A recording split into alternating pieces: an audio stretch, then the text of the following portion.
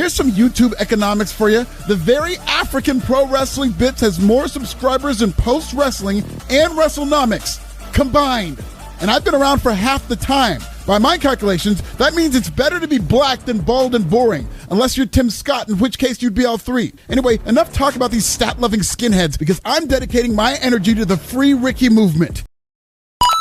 Dave Meltzer is the Porky Pig of pro wrestling. He stuttered his way through a wrestling media career with an impressive resume of 100,000 500,000, 1.2 million co-host interruptions, 2.3 billion interactions with trolls, and so many retractions that number hasn't even been invented yet. Despite using his message board as a safe space for Tony Khan, Dave Meltzer was passed up for his dream job as Tony Khan's assistant scheduler in 2023. But with AEW's budget increase, Dave Meltzer's 5 years of glazing might pay off after all. Meltzer's influence on Tony Khan has led to an influx of random internet darlings at the top of the card, an AEW creative that comes second to moves and super workers. As a result, casual viewers nationwide have been inspired to change their channels and even turn off their TVs. In 2024, wrestling fans getting fresh air is at an all-time high on Wednesday nights. Dave Meltzer has a star ratings plan that'll triple 5-star matches for AEW, thereby reducing viewership by 50%, increasing excuses by 80%, and moving the whole product to 2,500-seat buildings. By the end of 2025, AEW live shows will take place for an audience of 1 in San Jose, California, in Dave Meltzer's dungeon, with AEW media freakoffs for Tony Khan's favorite podcasters. And if you don't like that, it's because you don't read, you don't learn, and you just don't study. So study these nuts and vote Dave Meltzer for AEW Head of Creative.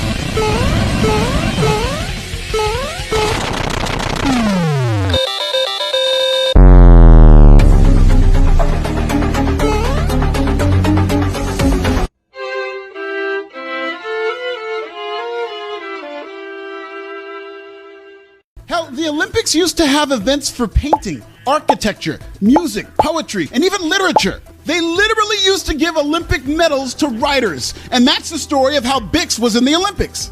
Seriously, no cap. I'll Google it right now. Bix in the Olympics. Oh, my bad. It says he was on Ozempic. It's the all-elite dating game with some of AEW's biggest neckbeards taking time away from Twitter to try to land a date. Our first forever bachelor is no Andre the Giant, but they both share the same teeth. His favorite hobbies include loitering at the local McDonald's dumpster when they throw away the extra Happy Meals. He loves wearing sunglasses indoors because diabetes made him blind. He puts the incel in insulin. Say hi to wrestling with blood sugar. Our next undateable has tweeted so many times he has arthritis of the brain. He's never touched a woman without breaching a restraining order. He practically lives on Twitter because the only validation he gets in real life is from his farmer's branding iron. He's impossibly lonely. That's why he's always trying to cancel people, because it's not like he's ever in a position to cancel plans. The hairs on his neck stand up more than he does. It's David Shits His Pants. And our final Forever Bachelor is so racist he pronounces civil rights with a hard R. In fact, he's small enough and racist enough to be a jockey for a Clans horse. He's a friend of the AEW media scrums despite his racist tirades, and possibly even because of them. He wears a baseball hat everywhere because he is going bald, but plans to ditch the hat once he becomes a full skinhead. He's struggled with an abusive boss, but he's totally safe now that Willy Wonka's dead. He prefers that women date baby faces because he hates women with heels. He comes in a small package, but he's a big it. Say hi to Jerry the Racist Dwarf. Now let's start the show with our lovely Bachelorette.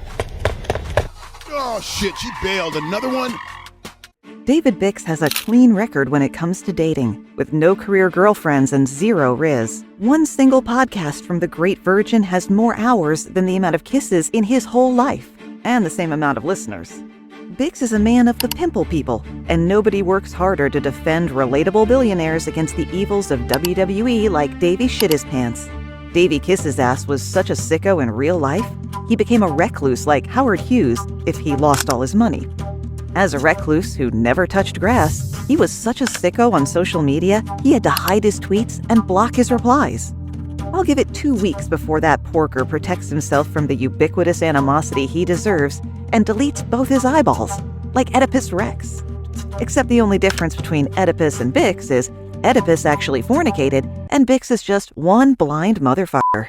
These days, Bix is like Howard Hughes if he ran out of Ozempic, which is the closest he'll ever come to running anywhere. AEW sickos need a leader they can trust, and more importantly, a tweeter they can trust, one that can make them feel better about their lot in life. Because I don't care who you are, everybody's got it good compared to Bix. I'll bet somewhere in Cell Block C, Diddy is talking about, "Thank God I'm not Bix." Plus, it's not like Bix has anywhere to go. Just look at him.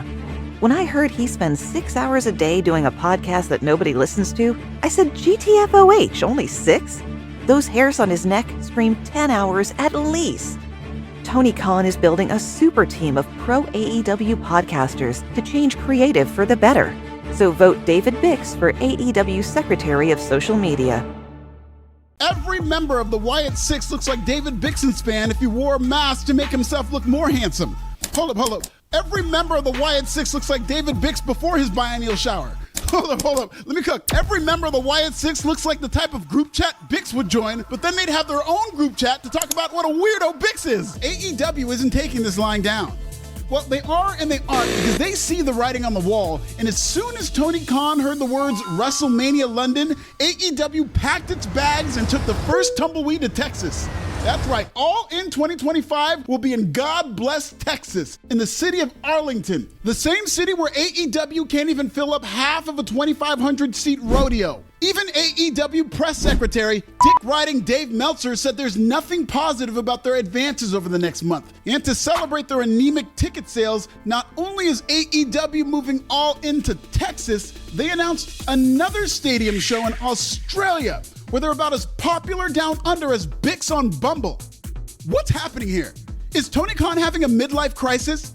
I don't like that. I don't like that black champion. It's just a champion. See, we've normalized this already. And that's what I want to do with it. You winning a title as a black champion, and there's other black champions here. We can kind of erase that word now. We could just say champion. If kayfabe Karen would have known this was going to be the answer to her cringe question about black champions, she probably would have gone with one of her less risky questions and asked if Bobby was one of the good ones. In fact, if kayfabe Karen wants to appropriate my far more entertaining black perspective, allow me to return the favor with a new segment here on PWB called 5 Things, because here's 5 clickbait headlines Kate was ready to write before her Bobby Lashley question. Number 5, brave podcaster points out Bobby Lashley is black, gets lifetime pass to the cookout. Number 4, Pro Wrestling Karen gets MVP's business card after groundbreaking question about black champions. Number 3, micro-influencer becomes the 4th black skin tone emoji after asking about Bobby's black skin. Number 2, AEW exposes WWE as racist with one question from Whiteful Goddess. And number 1, white woman to be mouthpiece for Nation of Domination reboot. This was the raisins in potato salad of questions, and the type of lazy line of questioning that only comes from people outside the culture who never took the time to dive into the deep and nuanced discussion about race in wrestling. But Ricky recently buried bite-sized bully turned mental health victim JD from New York 2'6". Listen, a lot of heels have to go against their real-life morals to get heat, and siding with racist garden gnomes like Cousin Jerry would make Ricochet a massive heel. I'm sorry, it wouldn't be worth it. Ricochet called JD a dumb shit idiot and laughed in JD's midlife crisis face when he found out Jerry was banned from commentating on a black women's match due to excessive bigotry. That's actually hilarious. Hey, yo, let me get some of this. JD was unable to do commentary at a wrestling event because they didn't have a "you people need to stop speaking Spanish" announce table. Jerry is just a little racist. And by that, I mean he has to order his clan robes from the kids menu. Jerry became a segregationist the minute he saw all that salt and pepper in his beard. JD is going bald because even his genetics know he's a skinhead. JD's the type of guy to have back problems after using a toothpick as a tiki torch. Next year, I might fuck around and do a March Madness tournament just to crown the biggest incel in wrestling. And JD would be a 1 seed. He's an edgelord dwarf on the outermost fringes of wrestling media. He's part of the wrestling media the same way Alex Jones is part of the news media. And look how that worked out. JD sucked up to AEW when they first started, but he wasted no time pissing off the entire women's locker room, only to get blackballed by Tony Khan when TK smartened up and found out Jerry was a racist. Look at this fucking black motherfucker! Fun fact, when JD gets blackballed, it's actually called being whiteballed. Get it? Whiteballed? Jerry's banned from AEW media events. WWE would never touch him with a 10-foot shillelagh. The one place that ever dirtied their hands enough to hire him kicked him off commentary for their main event. And I heard JD lost his endorsement deal as the cover boy on the box of Lucky Charms. Hulk Hogan was booed out of Inglewood on another WWE show that blacklisted JD for being too fringy. Plus, Raw only had room for one white supremacist. Then let me find out there were bots in the comments of JD from New York January 6th complaining about Hulk Hogan's racism. I'm sorry, you're complaining to Jerry about Terry? As two white bald bigots, they're literally cut from the same cloth. And I ain't even gotta tell you what cloth I'm talking about. We'll be right back. Pro Wrestling Bits. Hey JD, how are you? It's your Olympic hero Kurt Angle. Remember my 3 I's: intensity, integrity, and intelligence, but not intolerance. You have to stop playing video games or playing Mario Kart all the time. It'll make you stupid. Oh, it's true. It's damn true. Ricochet shared a famous clip of JD's racial slur compilation. Imagine the type of person you have to have a racial slur compilation. You'd have to be half a person like JD 2'6", but it's only 50% of a human. Jerry will always suck at racism because blacks were superior to him in this country, even when our votes were counted as 3/5. Don't hide behind mental health now. You made your NASCAR bed, now lay in it. You can tell which Klansman Jerry is from the tears coming out of his eye holes. Plus, the bottom of the sheets are dirty because they drag on the floor when he waddles around. I have no sympathy for pint-sized prejudice. Dropping one racist mixtape after another like Lil Wayne dropping Sorry for the White, only to cry into his cotton gin talking about, but what about my mental health? What about it? Maybe talk to your local Grand Imperial Wizard to see if their insurance covers internet bullies who need Ku Klux counseling. Call it BetterHelp for bigots. Now, what was I saying? It's Dave Meltzer's top 5 5-star wrestlers, starting with an honorable mention for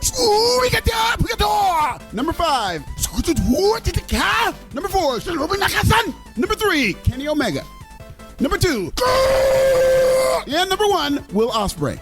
AEW's unpaid PR interns like BJ Bethel launched into immediate damage control, but I've heard enough from that goof because bum-ass BJ is the same dork who reported AEW was adding 500,000 extra viewers on Max. Anybody without Tony Khan's adult diapers in their mouth knew that claim was bullshit.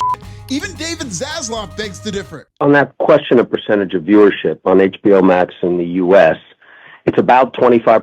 Kayfabe Karen was exposed, and just as the Whiteful brand basks in cyberbullying and harassing people over their opinions about wrestling, Kate got that same exact treatment. Live by the trolls, die by the trolls. In fact, she was roasted so bad she ran off to Blue Sky, which I guess is like dying on Twitter and going to heaven. Hi, Ashley with the White Wrestling Federation podcast. Hi, Ashley. I know you're upset that Kamala lost, so what kind of things are you doing to cope with it? You're just assuming how I voted without asking? Oh my God, you voted for... No, I ain't say all that. It's just you understand the problem with that line of questioning, right? I feel very attacked. No one's yelling. Protected. I'm going to Blue Sky. But before I do, I have one final question. Go ahead. Can I touch your hair? What? Not everybody has to hop on the racial bandwagon, which I hear travels through the Underground Railroad. If you're uncomfortable talking about race, guess what? That's fine. There are plenty of people who have no problem sharing their perspective on the matter across the entire spectrum. It's one of the many reasons I started this channel. Personally, I love talking about race. I relate to it. I'm a proud black man, and I love witnessing and analyzing the evolution of blacks in wrestling in real time. Bobby's answer to Kate's cringe question pointed to this evolution because, as he said, black world champions have been normalized already. Black champions in general are normalized. So no, Caitlin, you will not be getting an Essence Award for bringing it up. Brandon Thurston knows his numbers. He's a charts and graphs guy with the unique ability to take the over-the-top, larger-than-life pageantry of pro wrestling and make WWE SmackDown feel like C-SPAN or Rampage. Wrestlenomics is... Jesus Christ, I'm already starting to fall asleep. Can we bail? I'll give you your money back, Alfred. My bad. I thought I could get through this, but I just can't read another word about this guy out of fear of going comatose. Like, yeah, there's a place for charts and graphs in wrestling, I get it, but I'm not trying to die of boredom. Anyway, vote Brandon Thurston for Tony Khan's treasurer, because, man, I don't know, sometimes boring is better. Deuces.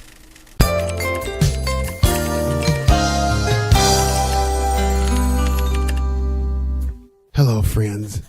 Welcome to the Joy of Wrestling. This week we're going to be drawing an all-elite incel. You could watch along or even draw along with me if you want. Come on in, the water's fine. We're going to start out with these big gaping nostrils. Hopefully his sleep apnea machine still works. Of course, he's wearing glasses to go with the bags under his eyes. In fact, let's give his eyes a little alizarin crimson. This poor fella's been up all night eye-fucking his iPad, if you'll pardon my Swahili. Now we're going to take out our scraper. We're going to add another chin, because most of these folks have not one but two chins. Now let's get some cadmium yellow for the teeth, because he brushes his teeth with the same paintbrush I used for this background. Hygiene is everything, boys and girls. This subredditor looks to be having an acne breakout, so we're going to dot some cadmium red for the pimples on his face. Here's a SpaghettiO stain, because whatever this thing is, it cares about its Discord channel more than its diet. So we're going to do this thing a favor. Take some phthalo green and cover up that SpaghettiO stain with some pine trees. Just a couple pine trees. There we go. 3 little trees. You can make them as big or as little as you want. And there you have it, boys and girls. An all-elite incel. Please come back next week where we draw a portrait of Tony Khan riding a coin-operated pony machine. David Bix can't draw a dime as a personality, which is why he has such a sketchy history of hiding on Twitter. If there was a magazine for incel culture, it would be called Sports Illustrated for Bix. The body odor bookworm is a portrait of a permavirgin, and voting Bix as AEW Secretary of Social Media will keep him inside and behind the digital walls of a bird app, where he belongs. Save this sicko from himself. Vote David Bix for AEW Secretary of Social Media, because Bix without Twitter is an edgelord without a purpose, and that doesn't paint a pretty picture. AEW's perception problem isn't helped by the tribal edgelords who celebrate Tony Khan while scaring off all the women. Guys like Trevor Dame, who spends all his time on Twitter, has fired off almost 50,000 tweets with less than 20,000 followers to show for it, and judges people by... He judges people by their engagement. No, not the get down on one knee engagement that big lame Dame probably wants with Tony Khan, like how many likes and follows they get. Things that I call virgin stats. It's all good. As hot as I am in the wrestling media, I judge people by their engagement too if I didn't know what true love felt like.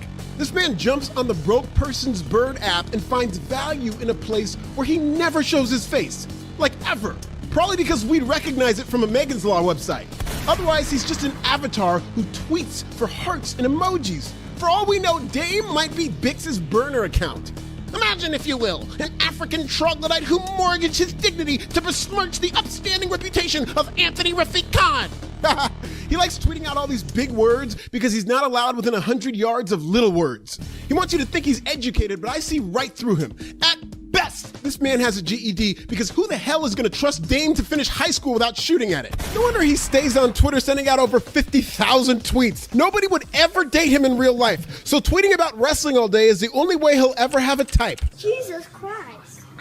Mind you, Big Trev needs to tweet 50,000 times to get people to care about his opinion. But then you go on YouTube and you have to have an actual personality to keep people's attention, and just look at all this engagement. Shit, if people were judged by YouTube engagement, this motherfucker would be divorced. Listen, if I have a problem with somebody, I'm not gonna sit on a Bird app and tweet them to death. Where at the end of the day, I've seen no material gains outside of the arthritis in my finger. I'm Dave Meltzer, and of course, put it this way, of course, one second. I'm Dave Meltzer, and of course, I put it this way. Of course, hold on, get my notes. I'm Dave Meltzer, and of course, where are you going, Osprey? They're addicted to reading and responding to every comment. Out here tweeting till their fat little sausage fingers turn redder than the pimples under David Bix's neckbeard. When left to their own devices, seasoned sickos like Trevor Dame will make wild posts about children, like this bomb about the Rizzler. A post he just had to delete because the closest Trevor will ever come to engaging with a woman is knocking on a mother's door because of Megan's Law. And the more Trevor tried to over-explain and apologize for the deleted tweet, the creepier it made him look. Big Lame Dame's the type of guy destined for blue sky. Not because he quit the Bird app, but because he's not allowed within 1,000 feet of X. AEW tribalists are migrating to left-wing Twitter, like they're all gonna just cluster together in a safe space and do the Care Bear stare to magically bring AEW back to bigger buildings? Good luck with that. Didn't make yourself available, didn't show up at WrestleMania, but now I'm gonna say, yeah, I would have done things differently. You talk about completely throwing Triple H under the bus. That's exactly what The Rock did. You know what you say if you're The Rock? Get this shit off of my YouTube dynasty and shut the fuck up forever, you deranged, brain-damaged, slow adult of a Muppet. I Love Wrestling is no excuse to have a public late-life crisis because you didn't get your way at the end of a scripted wrestling show. All that love that Dave LaGreca has for wrestling doesn't feel like fandom or passion. It feels like Bill Belichick's love for that 20-something who's pulling his strings and finna take all his money. Love is no excuse to act like a child and have an unironic outburst on the radio when you're 57 and a half. WWE is like Nick Cannon, who has roughly 57 and a half kids. Shout to Nick. Like Nick, WWE has far too many people who loved it throughout their childhood to ever love them back equally, if at all. It's wild and out wrestling entertainment. I don't agree with The Rock's actions either, but I have no sympathy for anybody having a manic mania meltdown in their Pampers. Get a new pair of Depends and sit your crusty ass down. Stop normalizing dementia. It's not passion, it's pathetic. It's not quirky, it's giving mass shooter. This is the same exact type of manifesto that a gunman has before pulling up to a Burger King after having a bad day. Do you know what the narrative would be if Dave LaGreca was 3 skin tone emojis darker and losing his shit like this every month? He'd be labeled as dangerous. They'd be calling the police right now. The N-word would be in his DMs more than mine. So, as your friendly neighborhood nigga, I politely request you calm your cracker ass and stop throwing red-faced temper tantrums, jumping up and down like JD when the Grand Dragon bounces him off his lap. Why does every wrestling dork named Dave have to be so damn derpy? And why does Dave LaGreca look like Dave Meltzer if they tripled the tariffs on Just for Men? Alongside David Shits His Pants, these 3 derpy Daves answer the age-old question, can 100 unarmed incels bully a Brahma bull off Twitter? Fuck no. We already know 2 of them would die of a late-life crisis and arthritis before they got to their 100th tweet. You're too old. Let go. It's over. I got a new rule. Never crash out on a Bird app when you're 60. Somebody was talking to me over this weekend, and they were at a lot of the shows at the Palms, right? And they said that the one thing when they would listen to people is just how uncool and negative everybody was on AEW. Patrick Mahonis was on the shows. When the show started, it was Patrick Mahonis. And, Patrick Mahonis in Kansas City, I mean, he is the biggest star, or at least biggest sports star, because Patrick Mahonis was a total heel on the show. That's why Patrick Mahonis was there, because Patrick Mahonis is Patrick Mahonis. Patrick Mahonis. And Mahomes has his 3 Super Bowl rings on. Braun was going to attack Mahonis. A much-needed lifeline from a TV deal, AEW is just a live-action message board for self-proclaimed sickos and jobless gossip queens. Speaking of which, how do you guys think Ibu is celebrating Black History Month? I'm stepping down from my spot on the Raw post show. Hey, Hey, yo, them crackers turned Ibu's TV on so fast you'd think he maxed out his cable bill. Always remember, the quickest way to get kicked in the mouth is by kissing that white man's boots. It's all good. Hold your head. I hear them unemployment checks are extremely lucrative. These AEW sickos are turning on each other and the product the longer Tony Khan goes without hiring another one of them. It's like a message board soap opera with a male demo of mass shooters. All these borderline personality bots always lock their tweets when the going gets tough. Simp Valley, lock down. David shits his pants, lock down. Coco be scared, lock down. But let me get this straight. The entire incel-infested wrestling media is built on bullshit, lies, and misinformation. Yet they shit-canned that nigga for spreading bullshit, lies, and misinformation? He had to do the job for doing his job, but to be fair, he might have gotten a raise if he ain't lying on a white woman. Elbu is being treated exactly like Diddy, but with all the baby oil and none of the freak-offs. Oh, hand lotion outside of the freak-offs, ass nigga. Anyway, Timo Ibu is just like Diddy, because there are a whole lot of white predators at those freak-offs, allegedly, but only one black guy is being charged? How? In the mostly white world that is celebrity sex trafficking, Hollywood is a freaky-ass 405. So you really think if they rid the world of one rich nigga, all these sex crimes will stop? Okay, Cracker, we'll be right back.